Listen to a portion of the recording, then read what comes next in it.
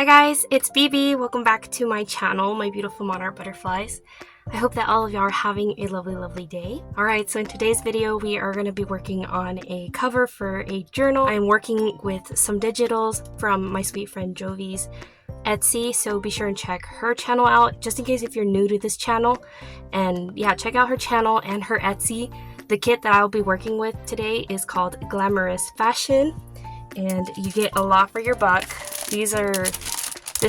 Sorry, it might be loud. This is the stack of printables that you get when you print them out. I mean, you get so much for your buck. And to be honest, it was really difficult for me to pick what picture I wanted for the cover for this. Ultimately, I picked like my top 4 pictures, and this is what I ended up with, and it wasn't even one of the choices. I don't know how I landed on it, but I'm also going to be working with some of this beautiful trim. It is absolutely gorgeous. I will be incorporating this throughout the journal as well. I won't be showing all of it in today's video, but this floral lace trim, you can get it at BBCraft.com. Also be sure and use my code BBCloset10. That's going to be linked all down below, and you get a total of 10 yards of this tool for like $4.67 if their pricing hasn't already changed, because I'm sure sometimes you can also get discounts on it too throughout like their promotionals and stuff, so be sure and check them out. So without further ado, let's go ahead and jump into this video and show you guys my process. Future BB here. So here we're going to start off with this piece of vintage wallpaper. You can kind of see that it has like a wood texture to it, as well as florals, which will go great with this digital kit. You can see that she's got some greens in like I guess like more like a teal, so I went in with some of this green stamp ink and did like a little postal stamp there, as well as going in with this green trim that my sweet friend Kara sent me. So thank you so much, Kara. It's gorgeous, as well as the trim from BeeBeeCraft. Again, that's going to be linked down below so that you guys can also get crafty with me. So here I am going in with Jovi's digital kit. This is one of the background pieces that she offers in that digi-kit, and I'm just going to go ahead and cut around the border, and this is what I'm going to use to embellish this book here. I went ahead and tore it apart all in advance just to save us some time, and then I went ahead and I took like a file folder, and that's what you see underneath this digi-kit right here, and then I'm going to go ahead and glue that onto that file folder piece. Once I trim all the way around this, I kind of favored the left hand side of this piece here, so you can kind of see the buildings in the background, which I'm basically going to cover all that up, so it's not like it really matters. But I'm going to go in with my Fabrifix. I love this glue because it gives me time to work with the pieces that I'm setting down, and it gives you that extra wiggle room just in case if you didn't put it down straight for any reason, which is something that I encounter quite a bit, and you're gonna see that a lot in this video. I get so angry with myself because I either glue things down crooked or I just measure incorrectly, and so this glue is very forgiving. So you can see that I didn't measure this out correctly, and I have a lot of file folder peeking out of like through the back of this picture. So next I'm just going to use my scissors to kind of burnish the picture to the file folder, and then we're just going to cut off the excess, including the file folder excess, because I simply can't measure correctly.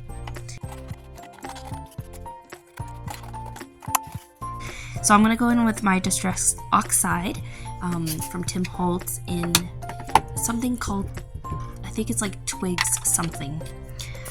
Gathered Twigs, possibly. So now that we've got those edges distressed, now I'm going to go ahead and see if it's fitting good on the cover. Not like it matters, because again, in the future I change plans again, and then I end up covering that white book cover. So now I'm just laying out my pieces. I'm liking how it's looking, and again, I just want to be accurate, but at the end of it all, I don't end up putting it down the same way that I had envisioned from the beginning. So I'm not trying to cover up too much of the trim that Kara gave me, which is that super pretty green, the teal one, and it just went perfectly with her headpiece. Like, I think I point that out somewhere along the video.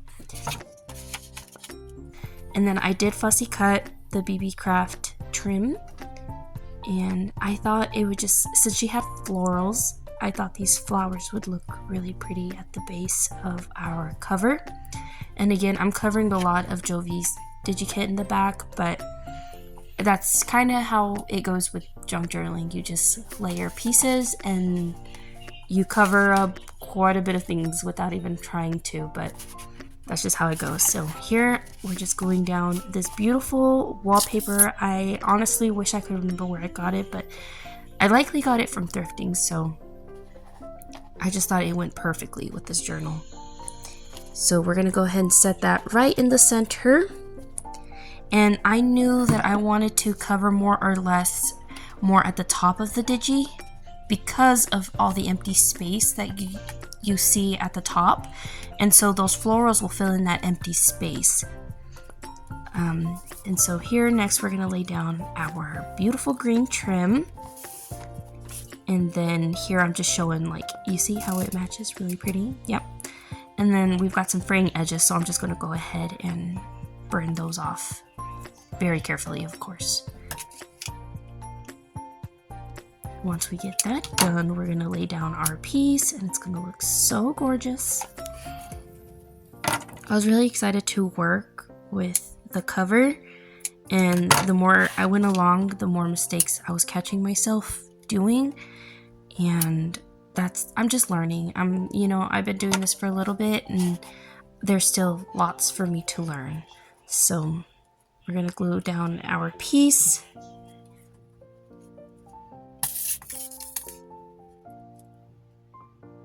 After that, I do believe that the next piece is the book page, which I got from I want to say like a museum. It was like a museum book that they had for free, so I liked it because it kind of looked as if it was like typewriter written.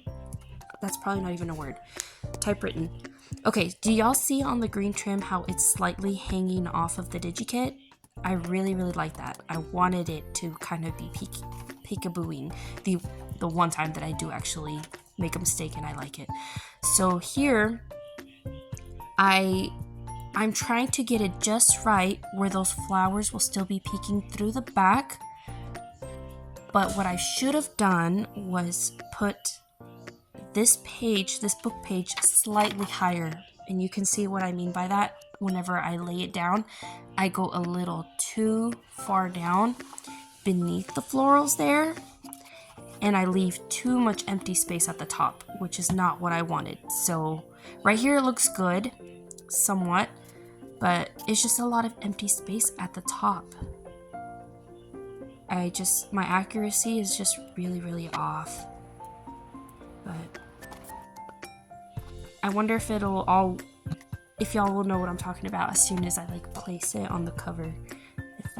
If you'll see like my mistake, but maybe it's just me critiquing myself. I find that I do that quite a bit. I second guess my work a lot, but anyways, I'm learning, and that's okay.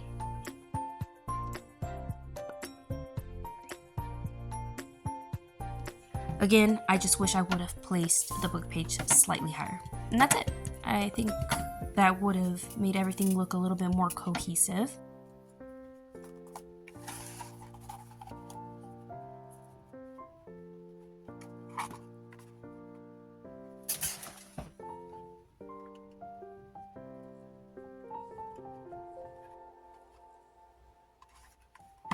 You can't tell because of editing, but I kind of gave myself a little bit of a break and then I picked it up on the next day. So here we are. I went ahead and I covered the whole journal in some gorgeous fabric after getting some advice from my friend Kara. I went ahead and went in with my crocodile. I punched a little hole because I was going to go in with a rivet because I want to try a new closure. I've never worked with rivets, so this is my first time. And I quite liked the way that this one looked. I think it's called bronze, maybe? What I liked about this particular set is that it comes with everything that you need, except for your hammer, and obviously something to set your holes in order to have your rivet go in through. Now, whenever it comes to buying your rivets, I would really take into consideration the length depending on the thickness of your cover. This is one of the things that I did run into. The rivet does come up slightly short, but obviously that's not too big of an issue for me because I will be going in with an elastic, and the elastic will loop around the rivet no problem, but that's one of the things to consider. So that would be like my advice for a first-time rivet purchaser. I'll also be leaving a link down below for the BeeBeeCraft YouTube programs that you can also apply for, and you can also review some of their items for free. And all they do is check the channel activity and your traffic criteria. And also you have to have a minimum of 100 subscribers, so be sure and apply using the link down in the description below, as well as all the product links as well, along with the promotional for 10% off of your purchase at checkout. So I want to thank you guys for having come along. I hope you guys enjoyed the video.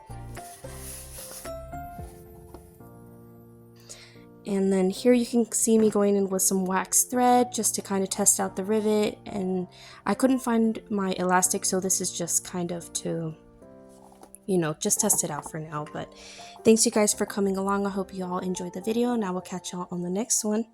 Bye.